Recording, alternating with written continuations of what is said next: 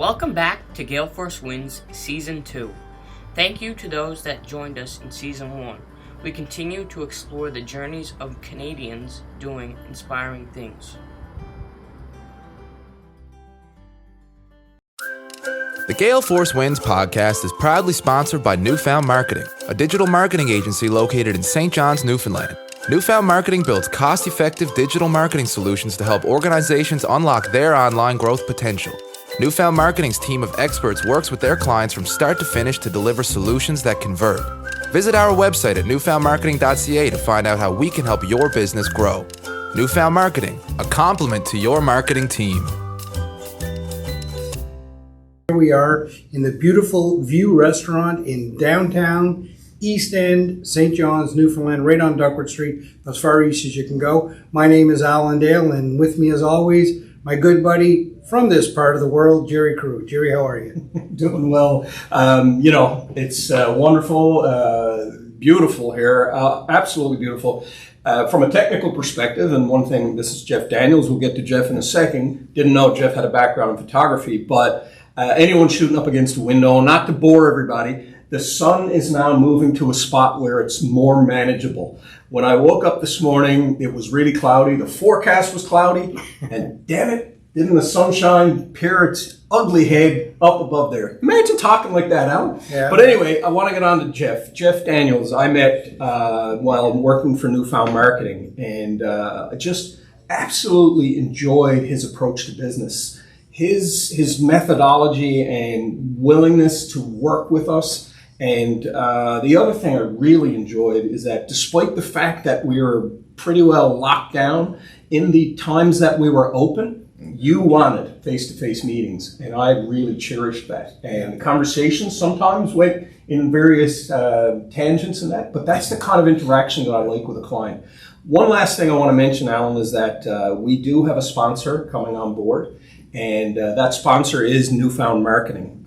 We're not going to clutter up the podcast with all kinds of advertising, despite the fact I'm a guy that's, basically built my career in the advertising space. We'll have a couple of mentions for that Newfound Marketing, what they do, building websites and all that. So I just wanted to mention that.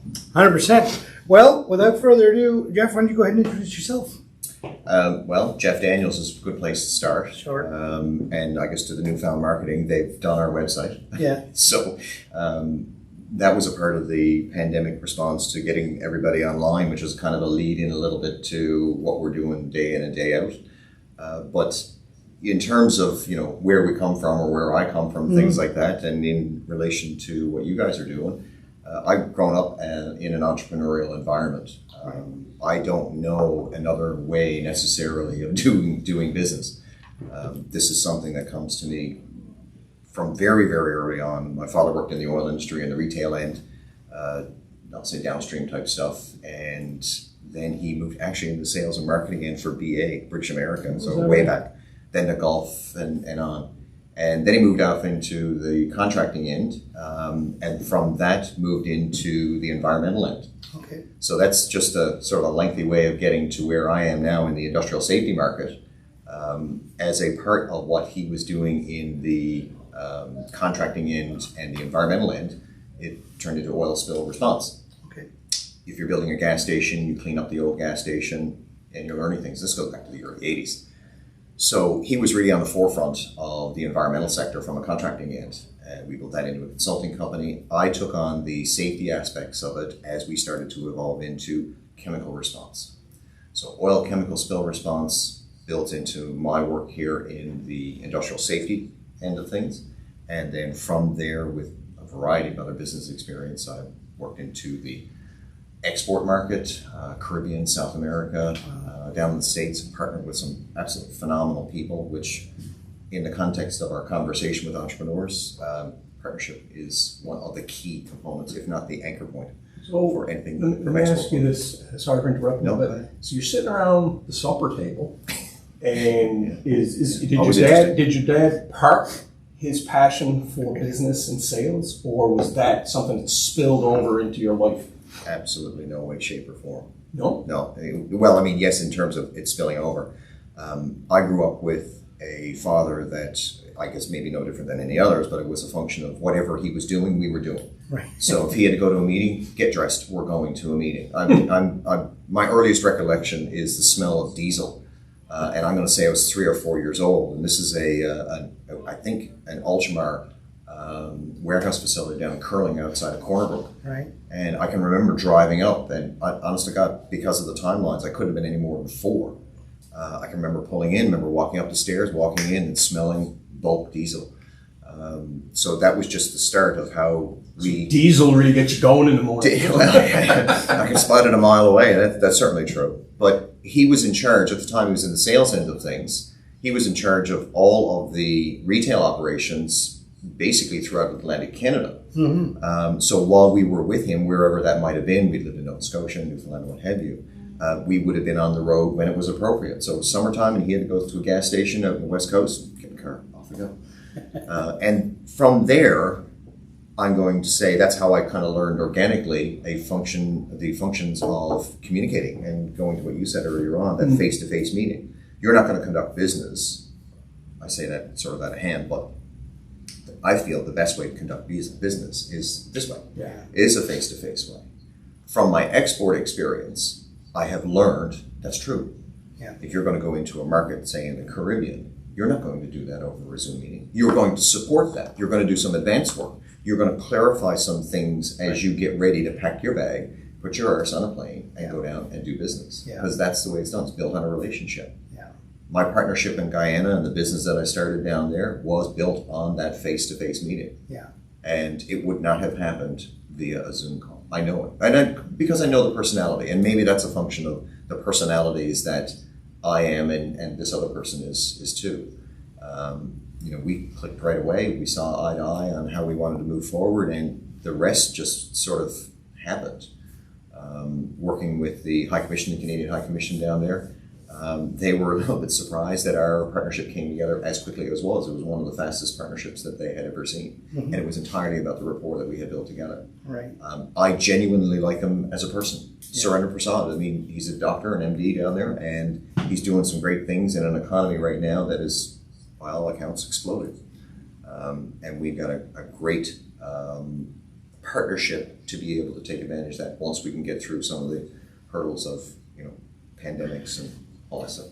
So you would have witnessed, to go back a little bit, I don't know what, I'm sure, probably like an Impala or a Valiant or something you were driving across, right? So you would have witnessed your dad get out of the car. Mercury Cougar. Yeah, 2-door coupe, white top, kind of that, I'm thinking of the one now, but big V8 in it. Right? You so would have, we went fast. and you would have been in the back seat with probably no seatbelt on. Anyway, these are whole other discussion, right? Oh, yeah. So, Absolutely. But you would have witnessed Dad get out of the car, press the flesh with people, and make that human interaction. Absolutely. And those would be early memories for you. There wasn't a place that we couldn't go to that he did not. I mean, the consummate Newfoundlander. Where are you from?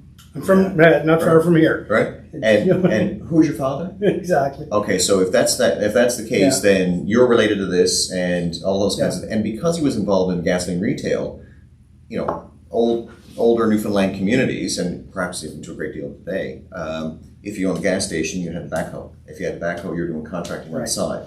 All those kinds of things. And given the nature of the work that he was doing, it was easy to be able to connect with infrastructure at that stage of the game of people in communities. And that's what he was doing. And that's how we ultimately, as we grew up through that family business, that's how we did things. It was based on the relationships, in some cases, the relationships that he had gone back 20, 30 years before us. Right. That allowed us to go into a community at 3 o'clock in the morning and clean up an oil or chemical spill. Call this guy, get him out of bed because he knows somebody at the dump. Right. Okay. Yeah. And that's how it happened.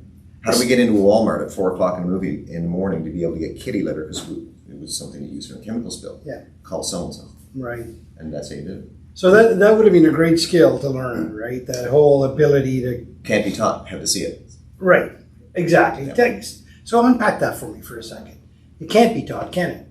I'll say it can be, but there has to be a certain amount of organic learning there to go on to not worry about speaking. I mean, public speaking in any fashion is, I think, the number one fear. I believe, if I remember correctly, it's more, people are more afraid of public speaking than death. Yeah. They'd rather be. Shoot me. I'm not getting in front of the microphone is the kind of concept that we're talking I think about. Seinfeld's got a bit. People would rather be in the coffin than giving the eulogy. Well, right? exactly. Yeah. Yeah. And I'll say I had a certain amount of apprehension toward, but once I got over some of those hurdles, I have no problem with it at this stage of the game. That's tough to overcome. Practice helps. I'm a teacher, I'm a trainer, and I've been doing this for a very long time, and I've done over 10,000 people at this stage of the game in a global environment. So, I mean, based on that, I get to have that experience of being able to overcome that certain amount of apprehension.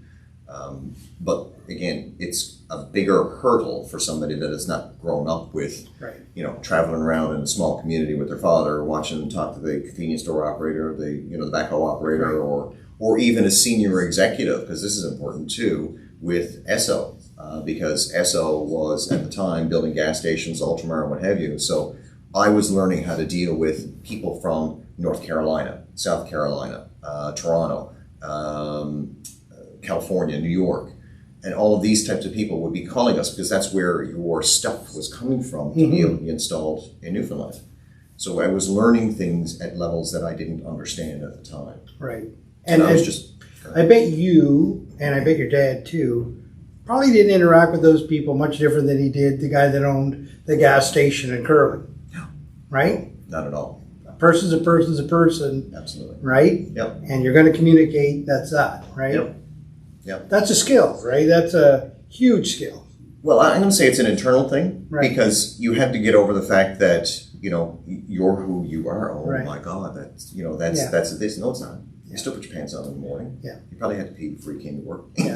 Those kinds of things. Yeah. So if you're trying to do or overdo something, then those are the kind of hurdles that will get in front of you, where you can put something in your way to be able to interact something at a more honest level. Right. And I think from a entrepreneur and sales and all that kind of point of view, you've got to be able to express yourself in as honest a way as you possibly can or want to in order for somebody to be able to lead you. So if you're going to develop a partnership, when people are feeding you a line. Right? We've met enough salespeople or salespeople like that they're, okay, just stop. I don't need that. And I guess that's kind of where I am, going where we are today kind of thing. I'm looking for that interaction to be able to deal with a person at that kind of a level. And I'm over the idea that, there's the project, that's the job, got to get that job, got to meet the KPIs, got to meet the sales funnel BS and all that other crap that goes along with somebody that feeds you something down the line. You've been in sales, you know exactly what I'm talking about. I do. Our KPIs are down. Get out. Why are you in the office, Jerry? Get out there and get in front of a customer. That's what you're saying. You talk about what you talk about is authenticity, right? People being authentic in who they are and how they communicate and how they, how they explain something to another person in the context of sales. I find that this generation of folks that are growing up, they are less tolerant if it's not authentic. They want a more authentic. Would you agree with that? Because I sense they just aren't willing to put up with the BS like perhaps we were back in the day. Well, we were brought up on more authenticity than what they see today. I mean, you can't trust anything today. Right. If you're seeing it on a screen, that you just fundamentally can't trust it. Right. There is just so much of a corporate influence in what we see that feeds us, that tells us we want this or should want this or makes us feel bad for looking this way. And I mean, maybe they're more critical of what they're seeing. And countries are enacting laws now to say that when you're looking at something online, that it needs to come with a disclaimer that this has been modified. I mean, if you're doing things at a judicial level like that, there's a problem. Yeah. And it does need to be corrected. Okay. So authenticity is key. 100%. So that kind of funnels right into my next point. You talked about building relationships, and I mean, communication is a foundation to that, but there's a lot more to building relationships than just the communication piece. And you've had great success building relationships, not only locally, but internationally as well. Yep. Tell us, what are some of the tips to that? What's your recipe for relationship development locally and abroad? Well, what I've found doing the export piece, it doesn't matter. if I'm dealing in St. John's or Corner Brook, or if I'm in Barbados or Guyana or wherever that might be, Norway, it makes no difference. People are people.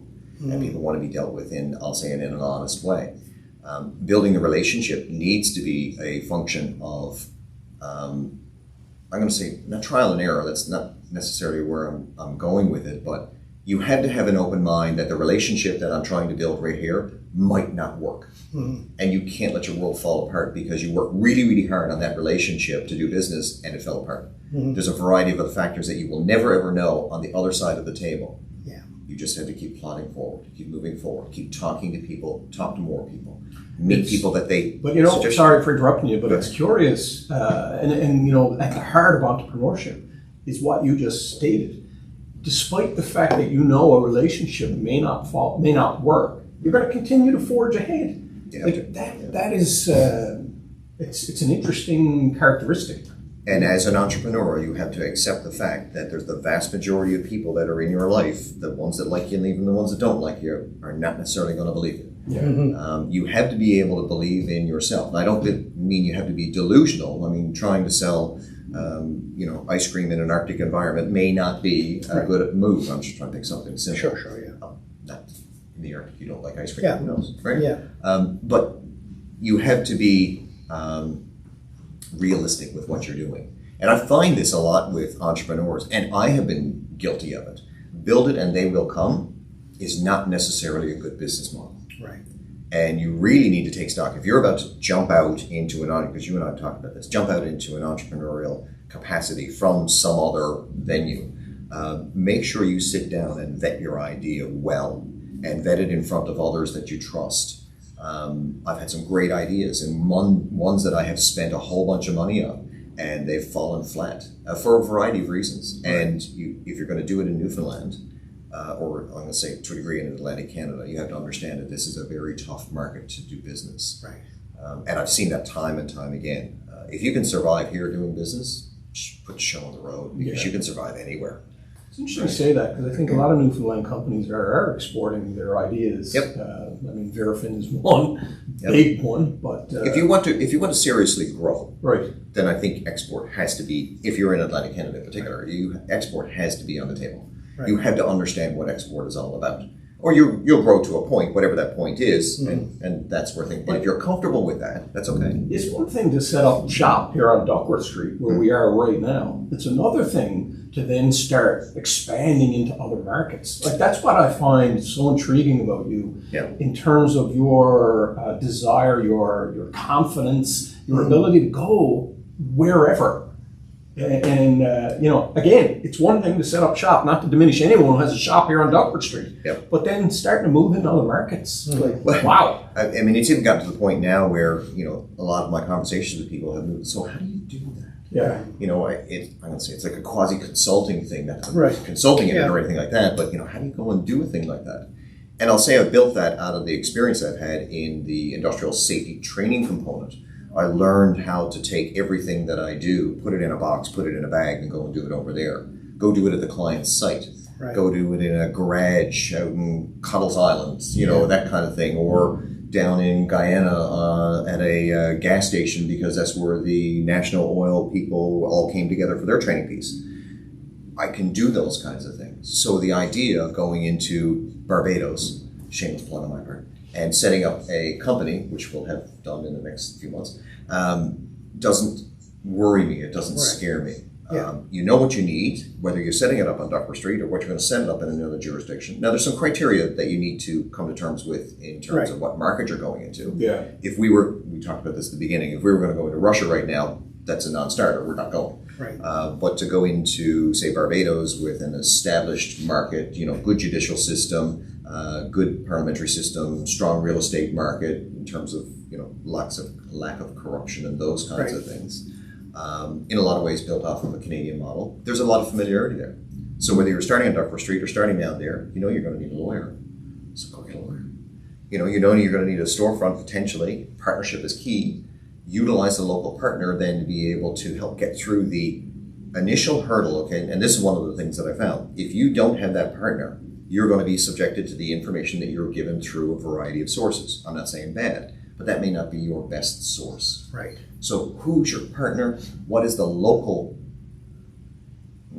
flavor on what you're looking for? Is Right. that the best spot to go and put up your storefront? Is that the best lawyer that you Right. can get for the best price? Yeah. Because everybody will charge you a whole lot of money. Yeah. That doesn't mean that it's what you need. You talk about a lot of steps, right? Just to go abroad Yep. to do business. Most people would get about 3 steps in there. Oh, that's a lot of work. I'm giving up, right? And Right. they'd stop. They talk themselves out of it. You've done it. You've seen it. You Yep. know that it's repeatable, and you know that it works. Yep. But you must have a calculation in your head. Is there a certain amount of information you need, and then you go, or do you need all the information? So Jerry and I talked about this yesterday at supper.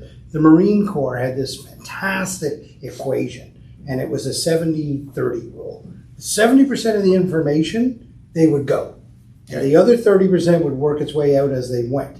But they wanted to be first out of the mark. They wanted the surprise. They wanted to be the first mover, right? Yep. Otherwise, you're constantly being reactive. Do you work with an equation like that? To a degree. Look, in any given area or country or what have you, I'm going to be looking for strong reforms within the judicial system. From my end, on the safety end, you're looking for an occupational health and safety shift or change if it hasn't been there before, or country's about to enact new regulations. The easy one is Guyana. So Guyana basically had nothing. They discover all of this oil, and now they're on a meteoric rise in terms of where their economy is headed. So the demand of what that new economic reality is, let's say it's Exxon, is going to be at a level that we're very familiar with. We don't need to look outside the window. We can see the development of the port around here. So that is happening in Guyana in some fashion. I can speak to that after 20 or 30 years of having grown up through that. Right. So that's an easy step to be able to make. In other markets, it's a little bit more work to understand where they're going. But again, you want to have, going into third world countries, unless there's something fundamentally changing, is very difficult. And you need a lot more information. Trade commissioning services, Canadian government, very, very helpful. Yeah. High commissions or consulates, what have you, very, very helpful. They're not going to spoon feed you, and you're going to have to do a pile of work vetting the information that they will give you, Right. but they are a great source. They are your boots on the ground to be Yeah. able to do your next step. And the next step is to get your arse down there and start looking around and talking to people. Okay, so let's talk about that. Get Yep. your arse down there, because that's an important step. Absolutely. Yeah, you're not doing that kind of business over Zoom. Not at all. Right. Not Tell at me about it. Tell me about getting down. The first trip into Guyana was through a trade mission through NEA, Newfoundland Environmental Industry Association, EcoNext now. And I have been working with them because it's appropriate for my the work that I'm doing. Very, very very helpful in terms of being able to remove some of the barriers to getting down there. And there is safety in numbers. Again, through the trade commissioning services and trade shows and things like that. You get down there, you're with a group of people where there are synergies, and then you get to start talking to the people that you're going to need. Whether it's I'm going to give you a job, less likely, or you should go talk to this person. Right. Where are they from a regulatory point of view on whatever your thing is? That's very important. Okay, so if you've got regulations, that's great. Do you have any enforcement of those regulations? Not a thing. Oh well, we're kind of dead in the water. Because you can have all the regulations in the world, but if nobody's going to enforce them, kind of what the point. And I can sell a great product. I can sell the best training programs in the world, and I am doing that at this stage of the game in some of the areas that I specialize. These are world-class programs, no problem. But if there's no regulation or there's no requirement, who cares? Yeah. Who's going to take it? Who's going to pay the money? Exactly. Yeah. If I've got a 5-day program in, chemical fancy thing, makes no difference. Right? If they're still down there killing people, if your statistics are things that I've seen, a statistic on a group of rigs off the west coast of Africa, it was kind of an eye-opener for me, where they had, this is a long time ago, digits per day was one of the things, the KPIs that they were tracking. So can you imagine going to work and saying, who's going to lose a finger or toe today? Because that's where they were. Wow. Right? How many fingers or toes have they lost? Okay. We think it's crazy, and it is, but there are a lot of environments. It's interesting, a lot of entrepreneurs will be critical of government regulation, red tape, and you hear, a lot of people say, oh, we got to get rid of the red tape. I guess, I'm not quite sure that's some of the administrative things, but what you're articulating is really important. Would we call it red tape? Is it bureaucracy, or is no, it? It's the what is playbook. it? It's the rules by which you go about doing business. So I mean, without any rules or regulations, we're kind of in an anarchy situation, and then it's then we're talking about the mob and all that kind of thing. That's one way of doing business, I suppose. But if you're in an organized environment like we are, and you're trying to put forward the best, in my end, it's the service end for most of it. So I'm doing industrial safety programs, operating at extremely high levels. Right. I need to work in environments whereby that has value. Yeah. You need guardrails. I mean, the country has to set up guardrails. Now, that being said, you would think based on a conversation that, well, you should just jump into the American market because they have lots of rules and regulations. You need to do your market analysis, and that's an easy one for the U.S. No. Unless you're going to be doing a level of business whereby you can justify having legal teams on staff. Right. Because if I'm doing industrial safety and I train you and you get hurt, the first thing that's going to happen, there's a pile of lawyers on your side that are going to come after me. It's a very litigious society. Extremely. Yeah. Extremely. For sure. So that makes it difficult to do business unless you're at volumes that justify the legal team. Right. Okay. We talked a lot. We talked a lot about export. We talked a lot about communication, about relationship, business development, but we've not really gotten right into what it is that you do. Oh, yeah. Right. So, which is fine. It's a great segue into where we are. So, what are you doing in the moment? Explain that to our audience. So, mentioning before, grew up out of the environmental sector in terms of oil and chemical spills. Industrial safety is kind of the capture for that. So anything that you would look at from a safety perspective in any kind of environment, whether it is an industrial environment, whether it's a work site here, if somebody was doing a roof project, fall protection is a big thing. Right. The vessels behind me, when they're dealing with their effluents, so they have issues around gas detection, confined spaces, waste management, all of those kinds of things. Within the areas that I operate under that big umbrella, I have some specialties in some very exotic materials, shock sensitive and explosive material, dispose of ammunition, and a bunch of different things that very, very, very few people will even touch. Right. I'll say, tagline to all of this is that I'm probably not going to be your first call when you're trying to solve a problem, but I will absolutely be your last call. Right. Because if I can't do it, I know the person that can. Okay. And if we can't do it, you have got a very big problem. Right. And that's the premise from which I move forward. So there's really nothing that worries me.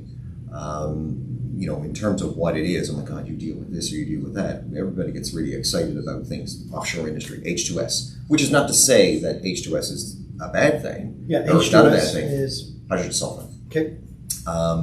It's part of their world. So they Why would they have hydrogen sulfide? It's going to be a part of basically pumping fuel out of the ground. Really? In the vessels behind me and their bilges and things like that, you can develop H2S as a part of organic breakdown and what have you. So, which is fine. But there's a lot of things out there that can kill you. I can go through this building here in about 15 minutes, find a handful of things that'll kill you. Right. So my approach to all of this is that there's a lot of things out there that are going to get me. I just need to understand how they're going to get me, short term, long term, and how bad are they going to get me, hurt me or kill me. And then I put those four things together, and that's how I decide how to That's quite a quadrant. See, it's interesting talking to you because, I don't know a lot of people like you, Jeff. That's a hell of a quadrant we just went through there. Right. Well, I try to keep. But I guess if you're in the business, you've got to kind of figure this out, right? The partners that I work with, in particular, right now, there's three more out of the U.S. I have been invited into a new book as a co-author on lab safety in an industrial environment, and then in say academic or research environments. Mm-hmm. So co-authoring two new books coming out through CRC Press, hopefully by the end of the year. And this, for me, was just this massive step forward from a career point of view. I know people that have been put into books, and talk about books, that kind of stuff. I never ever thought that I'd be an author. So for me, that's a big feather in my cap kind of thing. And these people operate at levels that I hope to achieve to, don't know if I ever will. Mm-hmm. Through things like the NFPA, NOIOSH, and what have you. So extremely high level. And For me, I need to keep it simple because PhD chemists and all of these kinds of things, I'm not going to get there.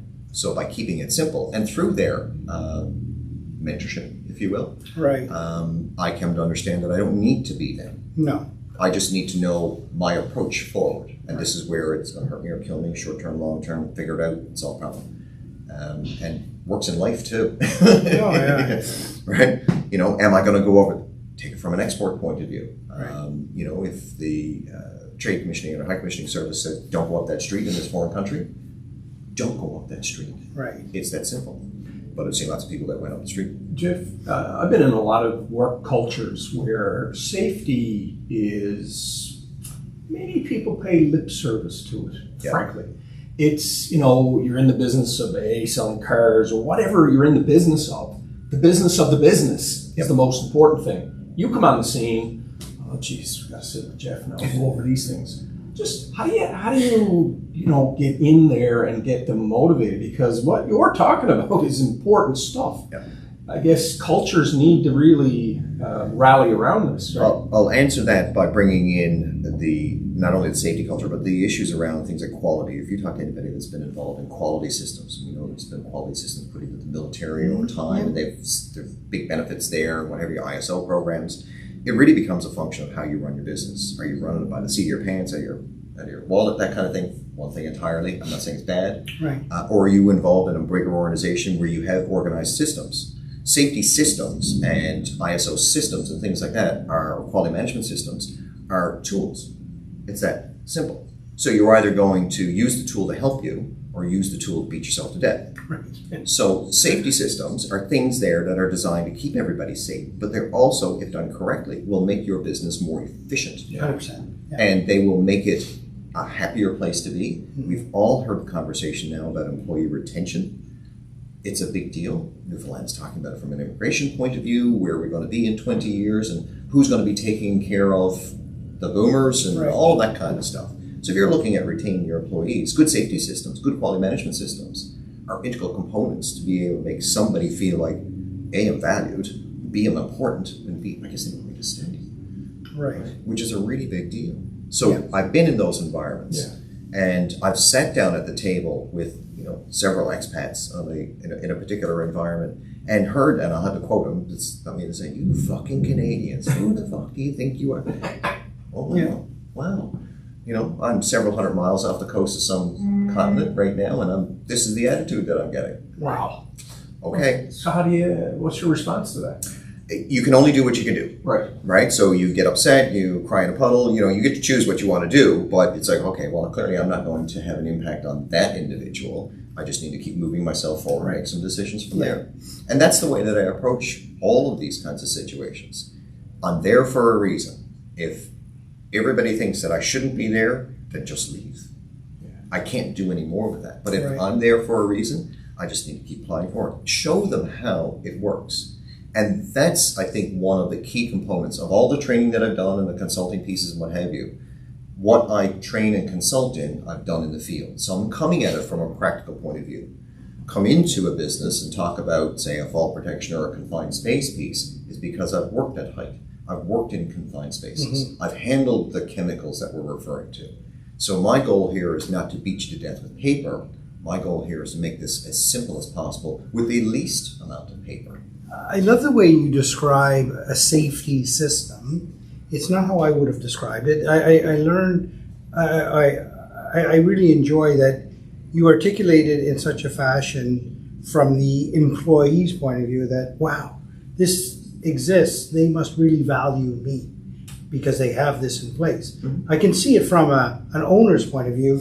Somebody gets hurt, I've got to retrain somebody. It costs money. It's a Works comp, right. It's Yeah. a whole lot of economical things at Yep. play when somebody gets hurt. But what you're talking about is really to the core of the person, saying we believe in you, we want you on this work site. Absolutely. Therefore, we're going to make it as safe as possible for you to be here. This is not something to hinder you. This is something here to help you do your job. When I look at my training and consulting, I look at it in a very clear way in my mind. I'm going to give you everything that I know within the context of this conversation so that you are going to go home at the end of the day. Because I'm not waking up at 4 o'clock in the morning worried that I didn't tell you something and you've been injured or killed. I'm not going to do that to me and my family. So it makes it very simple at that stage. 100%. This is the relationship piece at that level. At that level. So it's fascinating work that you're doing, and interesting that you're taking it all over the world. And clearly you've been through it all. So you're coming to the table with a tremendous amount of experience, and people will be lucky to have that knowledge in a room or on their work site to glean from it. What's over the horizon? Where do you see the next big, exciting thing for you? I mentioned the book. The book is a big deal. This is going to be global distribution through CRC Press. It is something that is, when you look to technical books and manuals and what have you, so a book that an engineer is going to buy or a chemist is going to buy, it's going to come out of CRC Press. So this is the top end of that. The partners that I have with it are crazy smart in this stuff. So it's really exciting as far as that goes. And we're building a seminar and training package around this in lab safety. So this is kind of where we're headed with that. The things that are going to pick up now as the pandemic allows back in Guyana and incorporation into Barbados within the next few months. Trade mission going down at the end of May, June, so we're hoping to tie all that together. Fantastic. And we're going to look to Barbados as being the hub of what we do, both with the book seminar and any of our training programs as we branch out through the Caribbean, South America, and what have you. So if you want to do a safety program, this will be a little bit down the future. Come to Barbados for a week or 2 or what have you, do your training, and stay on the beach, bring the wine. You know, that kind of thing, because we talked about that. Right? So less pushback when you do your training and you leave her on the beach or something. 100%, Right? Quick question, you know, we talk about these markets that you're working in. What is it to be a Canadian business person in these markets to the people that live there? Can you talk on that a little bit? You need to go a little bit deeper, maybe be a Newfoundland business person as well. Great point. And this is something that I came to learn through all of the work that I was doing with EcoNext, formerly NIA. Came to understand that, you know, going into these markets as a Newfoundlander, because you kind of lead with where you are. So I'm a Newfoundlander first and then a Canadian, not that, you know, not a nationalist or any of that kind of thing. In the Caribbean, it was great because we can identify easily with just about anybody in the Caribbean. We were settled by the British, beaten up on by in a lot of ways for many years, right? They robbed us all of our resources. They think that they thought they knew everything and treated us as such. So I go to Barbados and we had even our education system, the books that we grew up with and that kind of thing. There's a lot of similarity with both islands. Shared history. Shared history. Fishing, rum. Right. Yeah. You know, I understand that Old Sam is a Demerara rum. Demerara is the main river in Guyana. Mm-hmm. So we're actually been drinking Guyanese rum for a very long time. Now they've got some great rum down there now, that we've never tried. And, you know, if you're into rum, try it. So there's a shared history there. There's a remoteness about where they live, or like us. Yeah, it's tougher for us to relate to somebody that's working in Manhattan. Yeah, as an example, you know, for me to go into a massive high-rise building and try to communicate to somebody in an office environment like that, much more difficult. Mm-hmm. But you know, put me on an island. I go to St. Lucia. And, no problem. I know my way around, though I've never been there before. I know. Yet the vice president of NASDAQ's a Newfoundlander right now, so you know. Newfoundlanders are everywhere. They're everywhere. They really are. And you go to Guyana, and a lot of the offshore industry that grew up out of, say, the Hibernias and what have you, Hebrons, are now down in Guyana. A lot of the supply services and companies that are here are now down there, represented down there. I trained a guy the other day in fall protection. He's on his way to Guyana. Right. So okay, great. So it's easy to do. You find it easy to do business because of those connections? Very much so. Yeah. Very much so. That commonality that you're coming from. Right. I'm not going to the UK trying to sell into Scotland, into Aberdeen on systems that, for all intents and purposes, they may have invented because they've just been doing it longer. Yeah. Doesn't take away from my experience. So we could say North Sea, and a lot of people from the North, I've heard, a lot of people from the North Sea say, I've worked in the North Sea. That's a lot like offshore Newfoundland. Yeah. It's just not. Right. And that's not saying that you don't know anything. Right. But if you think you're going to come to Newfoundland and you're going to do the same things that you did over there, Long Harbour would be a good example. If you're teams came out of Indonesia and Brazil and South America, and you came into Long Harbor, you just landed on the moon. Right. You just don't understand it, and that's okay, right? So there's a lot of this learning piece. That familiarity that I had with being a Newfoundlander as a Canadian. Canadians are well respected too. It's got a brand, right? That Maple Leaf Canadians is a brand. need to understand, though, one thing, that we are losing that. And I'm not saying anybody's fault. Right. But we did an awful lot early on in order to be able to go out and spread that Canadian brand. We have stopped doing that by and large. We need to start picking that up again. Right. We need to be perceived as Canadians, as being leaders in things. And I don't mean, this. You can still lead, but be here. Right. Yep. And just be ourselves. Really, be ourselves. That's very important. That goes to the authenticity piece. It goes right back to the beginning, right? It's just being authentic with people and genuine. Canadians, by and large, are that. Newfoundlanders, Atlantic Canadians are that to an extreme as well, right? So I think that's kind of a very interesting piece. I mean, there's a lot of complexities right now in oil and gas around the world, whether it's an environmental challenge people might have with oil and gas, or whether it's what's happening in the world right now. I mean, this whole industry is in influx. Is that impacting you in any way, or where do you see the horizon on that for you? It does. So what we need to do as a part of what we're doing, we need to look at where things are headed. Are we moving away from oil? We're not going to get away from oil anytime soon. It's not going to happen. Right. This current conflict over with Ukraine and Russia and all of those things that are happening from an oil perspective puts Canada in a much better light, where it should be, for a variety of reasons. Our offshore industry here should be much further along than where it is. It should be. Guyana is putting production fields in every 3 to 5 years, something along that line. And how long are we with Beta Nord? A long time. A lot longer than perhaps we should be. Different benchmarks.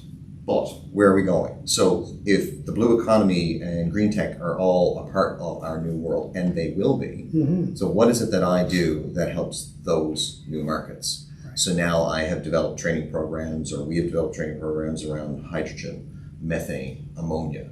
These are all integral components of that new economy, hydrogen being a really big deal. Right. So some of the things that I've been working on with EcoNext are the development of training programs that fit what the new environmental industry is going to be looking to. So it's really exciting, somewhat scary, but it's really exciting how I can take this and I can do this, and it now applies to them. Right. And that's important. Not to get political here, but Beta Nord right now is a big question mark. Given that you do a lot of work with EcoNext, I don't see a plane running on electric anytime soon. It's still really important, this industry. But I personally, in my reading, I'm extremely worried about where the government is going with this. I understand we need to be green, but we need to start that process. Right. We need to stop our dependence on the fossil fuel as just because it's easy, that's the way that we go about doing business, and we need to move forward. I think we will, and certainly this conflict is going to help push that forward. Everything that we can see in the market is saying that. Germany, I always look to Germany. If Germany is doing a thing, you need to pay attention. Right. And they're going to push up by 15 years their green economy. Yeah. That's phenomenal for an economy that size to make that kind of commitment. They're also turning on their military spending. Right. That's significant in and of itself. So the world is shifting in a lot of ways. Yeah. And at grassroots, beyond grassroots levels, this is at tectonic plate levels. Right. I see it. Right. Well, it's funny, talking about Germany increasing their military spending. As we sit here, I don't know if anyone can see this, there's an American destroyer sitting right there. What was the name of it again?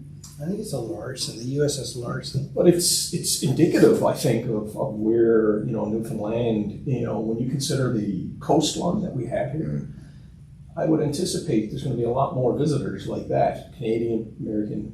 We need to protect this beautiful country. And I think it's important. I know it's a bit of a tangent, but... the protection can be done. We just need to put the systems in place that's going to accomplish our goal. Saying that a pipeline is bad is fine. Was it a 1962 pipeline that leaks like something over in the Crimea or what have you? Okay, well, that's a different thing. Can we design a system that makes that pipeline safe? Sure we can. Yeah. We have double wall tanks. Every vessel offshore has double walls. Yeah, I find the oil and gas conversation, globally really, in Canada as well, it's very binary. People have a point of view on it one way or the other, but in all honesty, the solution's somewhere in the middle. We have to get... Here's something that I've seen too, is that we have stopped listening to the experts in things. Mm-hmm. And if you're getting your news off of Facebook, that's a problem. Right. If you talk to the people within the oil sector here, so listen to what the Noyas are saying. Yeah. Right? It's where they're bringing together all of this good information and showing us where the oil is and where it's going to be and how a Bay du Nord is a benefit as opposed to, some other location. This is the science attached to it. Mm-hmm. Go to the science. Right? Stop listening to the pundits on either side. Yeah, because there's a lot you can be distracted by in this conversation. We went down an interesting rabbit hole. Perhaps I took us down there with the conversation around everything that's happening. So, you've had an interesting journey. One thing that jumps out that you mentioned in passing, it flew off your tongue, but it really resonated with me. I've been accused of speaking too much. Yeah, no. There is one comment you made that really resonated with me, and I want to tap into it for a second and say that you've been a part of training 10,000 people. Yeah. And I would never have been able to achieve that had it not been for where Newfoundland has been over the last 20 plus years, 25 years. Because I've been on every single major industrial site on this project and have, in large part, trained most of the people that are involved, which is not to take away from any of the other trainers, is not my point. Because of the volumes that were here, Long Harbour in particular, thousands of people through the gate, and the work that I did over that time in training just allowed me to mass that kind of people. Which is great from an experiential point of view. And then that allowed me to do training with others in Norway, in Africa, and down in the States, the Caribbean, and South America, and all of that kind of thing. So what we have as Newfoundlanders right now, or in Newfoundland, is this great body of knowledge and experience. And my fear is that we're going to lose that. Right. Because ultimately you got to feed your family. If you're not working here, you got to work somewhere else. You got to work somewhere else. And off you go. So we're going to lose on that 30 years of knowledge in our market. I hear you loud and clear. I want to go back to the 10,000 number because what you've described to me is how you were able to do it, and that's impressive. And you're right. There's a huge body of knowledge here that we don't want to lose. But I want to get a little deeper on it. How does that make you feel that you've been part of training 10,000 people? Because guaranteed, because of that, and I know there's no measurement for this, but because of that, you've probably saved a lot of lives. A lot of pride in my work. And some people will tell you that pride is, you shouldn't have pride. I feel really good that what I'm doing appears to be making a difference. Nobody's ever come back and said that it's been bad. Not that I'm looking for that or anything, but my approach forward to be able to give you everything that I know. Now it's up to you to use. I feel good about that. I feel confident about that, and I feel great that I'm in a working situation whereby at the end of the day, there's at least some value to it. Use it or don't use it, that's up to you. I'm not just selling a thing. I'm dealing with people at a very, very fundamental level of, I just want you to go home safely to your family. But again, you say that so easily. That is the core of humanity, helping people at that level that you can go home to their family. So with 10,000 people under your belt, a lot of people got to go home to their family. Yes. Right? Yep. That's got to be. It does. That's got to make you feel good. You do get to sleep well at night, based on those kinds of things. Right. If the kids get up at 3 o'clock in the morning, that's a different story. I hear you loud. As an entrepreneur, you need to come to terms with that too. Yeah. But isn't that a wonderful way to think about it? Like, sure. Absolutely. It's all the business conversation and moving into new markets and our body of knowledge that we've accumulated, all really good. But at the end of the day, what you're doing is allowing moms and dads, brothers, sisters, aunts, uncles to go home. Well, we'll go back to when we were talking a little while ago about, how do you move forward past that bullheadedness? Because of that, that's how I can sort of just eliminate that. I put it in a Scottish accent at the time. I can eliminate that from my thinking. I don't have to worry about that person. I'm moving down to the people where it matters. Mm-hmm. So the guys that are on the deck of the vessel, and those are now the ones that I'm going to deal with. Right. Somebody else will deal with him. Hopefully. Right. That's simple. So you've come from a pretty solid foundation, watching your dad shake hands around the province and make a difference, right? You've created something that you've proven here. You've exported. You've again touched many lives. A book over the horizon that's going to make a bigger impact yet again. What would a piece of advice be that you would leave the audience with? I guess given the entrepreneurial piece, you kind of touched on it earlier on. You have to have a certain degree of tenacity in order to be able to be an entrepreneur. But you need to have some, if you're about to jump out into an entrepreneur, because you and I talked about this piece, you need some cornerstones in your life in order to be able to keep it all together. If you haven't worked in an entrepreneurial world, it's going to be very, very tough.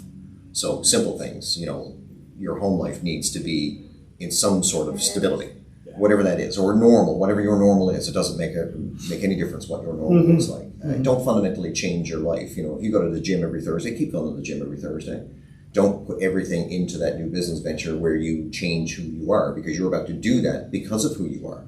Right. So I'll just use that simple example. If you stop going to the gym, you've changed who you are. Right. Now you've lost some of that authenticity as Yeah. you move forward.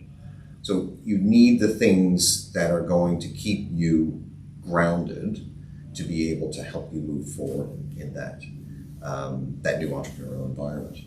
And it's a big first step, especially if you've never done it before. Yeah.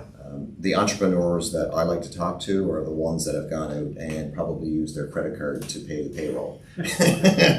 Or something like, Revenue Canada's on the phone. Yeah, right.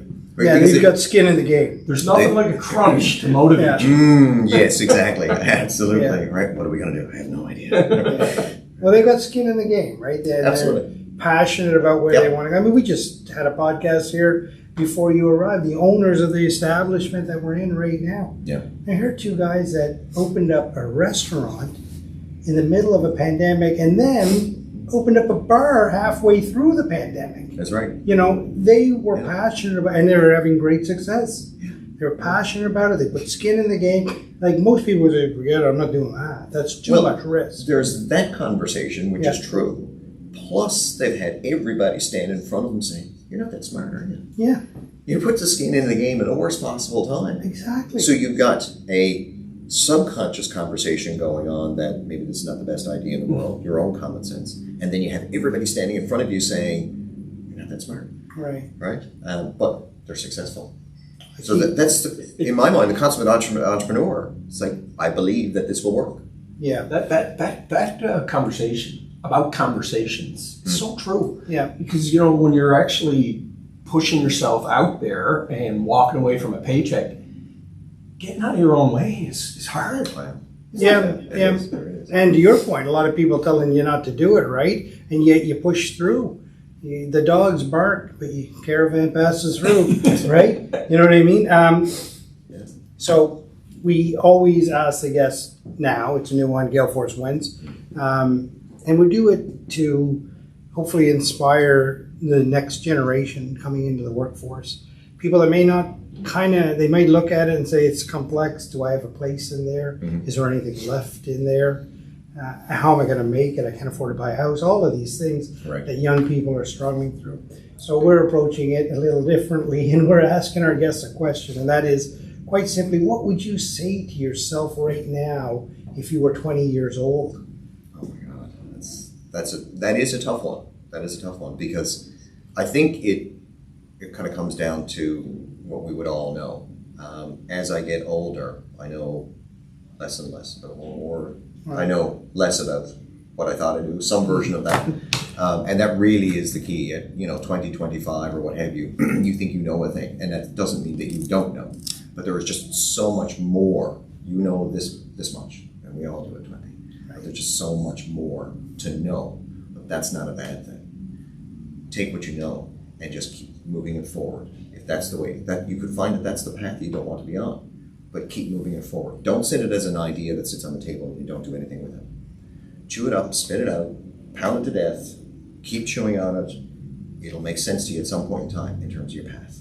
Right. That's the important thing. Don't let it sit as, I should have done that. There'll be lots of opportunities for you to say that, where you should have done something. but don't let that kernel of an idea go away. And build on it. Build on it on your side hustle. Weekend. I read this the other day. Weekends should be the time where you not necessarily rest from what you've been doing. Weekends are the time of which you build the life that you want. Mm-hmm. So I thought that was an interesting shift on a position. Okay, so if you got a side hustle, weekends, evenings, whatever that is, that's when you don't have to spend hours on it. Could be an hour, could be 10 minutes. Just keep moving forward. Keep moving forward. Jerry, your thoughts? Well, folks, this gentleman I met at the height of the pandemic.